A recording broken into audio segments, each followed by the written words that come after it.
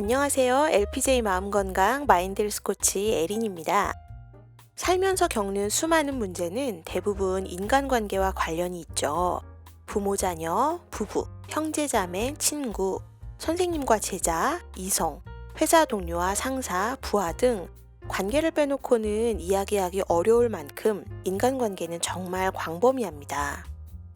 이렇게 우리는 이 광범위한 관계 속에 살아가기 때문에 관계로 괴로워할 가능성도 당연히 클 수밖에 없겠죠. 하나하나 살펴보면 할 이야기가 많겠지만 오늘은 특별히 전반적인 인간관계에 회의를 느끼는 분들을 위한 이야기를 해보려고 합니다. 회사를 3개나 운영하고 계신 40대 사장님 이야기입니다.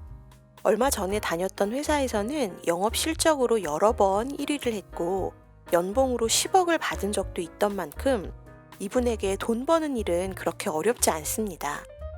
대신 다른 면에서 아쉬운 점이 많습니다. 먼저 먹는 것에 집착하는데요. 좋아하는 음식이 떠오르면 꼭 먹어야 직성이 풀리고요. 한번 경험한 좋은 커피 향을 잊지 못하면 꼭 그 커피 전문점을 다시 찾아야만 합니다. 키우고 있는 2마리 반려견도 무척 사랑합니다. 애교가 넘치고 주인의 마음을 잘 읽어서 외로울 때 좋은 친구가 되어주니 밖에 나와 있으면 늘 강아지들 생각이 나곤 하죠. 그런 모습을 보고 주위에서는 애를 둘 키운다며 놀리기도 합니다.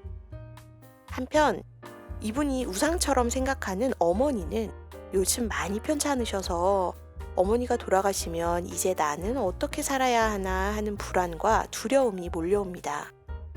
이분에게는 잊기 힘든 상처가 있습니다. 20대 중반에 스토킹을 당한 적이 있는데요. 싫다는데도 계속 따라다니고 헤어진 후에도 3년 넘게 문자를 보내고 잊을만 하면 SNS에 글을 남겨 놀라게 했죠. 그 기억들이 아직도 생생해서인지 지금은 마음 터놓고 지내는 사람이 없습니다. 인간관계는 늘 피상적이 되었죠. 그렇다고 사교성이 없는 건 아닌데 여러 모임에 나가서 많은 사람을 만나도 흥미를 느끼지 못한다는 것이 문제입니다. 누가 먼저 다가와도 자꾸 거리를 두게 되니 연애를 해도 곧 시들해지고요. 생활에 아무 불편은 없지만 왠지 허전하고 이렇게 사는 게 맞는 건가 회의와 의문이 들어요. 자, 무엇이 문제일까요?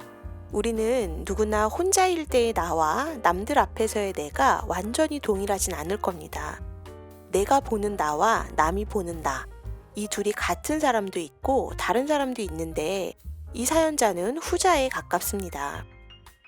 이분의 본성은 열정주의자로서 에너지가 많고 밝은 낙천가인데 지금은 개인주의자로 살면서 남보다 나에게 집중하고 다른 사람이 가까이 오는 것을 꺼리고 있습니다.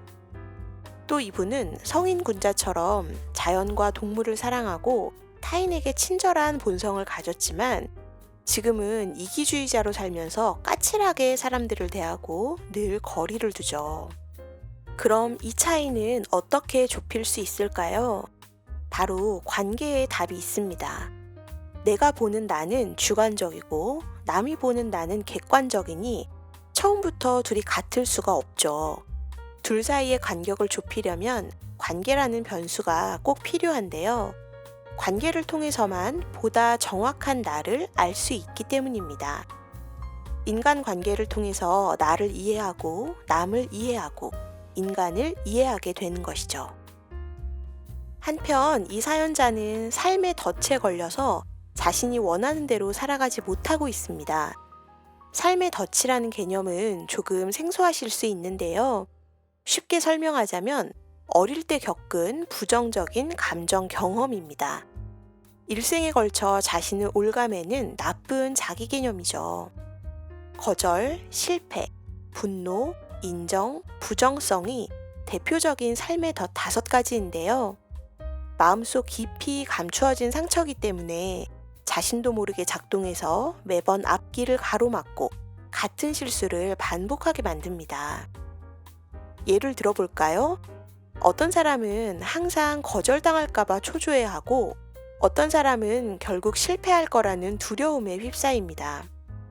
분노를 좀처럼 사귀지 못하는 사람, 주변 사람에게 인정을 갈구하는 사람, 매사에 부정적인 사람들을 보신 적 있으시죠? 항상 자동적으로 그런 모습을 보인다면 자기도 모르게 앞서 설명드린 각각의 삶의 덫이 작동된 상태일 가능성이 높습니다. 조금 내용이 어려우셨나요? 삶의 덫에 대해서는 후박사의 마음건강 강연 시리즈 1번의 9강 18가지 삶의 덫 편을 참고하시면 좋습니다. 자, 사연자에게로 돌아가 봅시다. 사연자는 첫째, 내가 누구인지 잘 모르고 있습니다. 내가 보는 나와 남이 보는 나의 간격이 벌어져 있죠. 둘째, 도대체 내가 왜 이런지 모르고 있습니다. 삶의 덫에 걸려 자신이 하고 싶은 대로 살아가지 못하고 있습니다. 그렇다면 후박사는 이 어려운 사연자에게 어떤 탁월한 처방을 주었을까요? 후박사는 자신의 저서 사례로 풀어본 한국인의 정신건강에서 이렇게 말했습니다. 첫째, 겉도는 관계를 청산하자. 둘째, 숨겨진 상처를 대면하자. 셋째, 진실한 관계를 추구하자. 하나씩 자세히 살펴보도록 합시다. 첫째, 겉도는 관계를 청산합시다. 겉도는 관계의 주범은 집착입니다. 즉, 집착에서 벗어나면 겉도는 관계를 청산할 수 있다는 뜻이죠. 용기 있게 먹은 것에 대한 집착에서 벗어나 연인과의 달콤한 사랑으로 나아가세요. 슬기롭게 반려견에 대한 집착에서 벗어나 친구와의 끈끈한 사랑으로 나아가세요. 지혜롭게 어머니에 대한 집착에서 벗어나 스승과의 따스한 사랑으로 나아가세요. 인생의 여정을 나아가는 데에는 어떠한 집착도 좋지 않습니다. 둘째, 숨어있는 상처와 대면합시다. 자, 저와 함께 지금부터 눈을 감고 숨을 크게 들이마시고 몸을 이완해 보세요. 타임머신을 타고 함께 시간여행을 떠나는 겁니다. 과거의 사건 현장으로 돌아가 상처받은 아이를 만나보세요. 어떤 분께는 아주 힘들었던 사건일 수도 있겠는데요. 어떤 감정이 느껴지시나요? 어쩌면 두려움과 수치심에 떨게 될 수도 있습니다. 그렇게 감정이 북받쳐서 힘이 들 때는 조금 멀리 떨어졌다가 잠시 후 감정이 누그러지면 다시 현장으로 내려가 보세요. 그 과정을 여러 번 반복하다 보면 부정적인 감정이 점차 줄어들게 됩니다.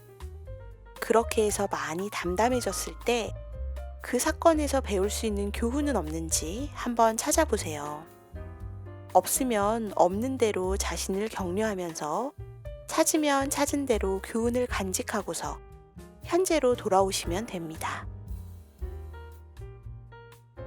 셋째, 진실한 관계를 추구합시다. 진실한 관계를 위해 먼저 나와의 관계에서 솔직해지세요. 과거는 이미 지나가고 없습니다.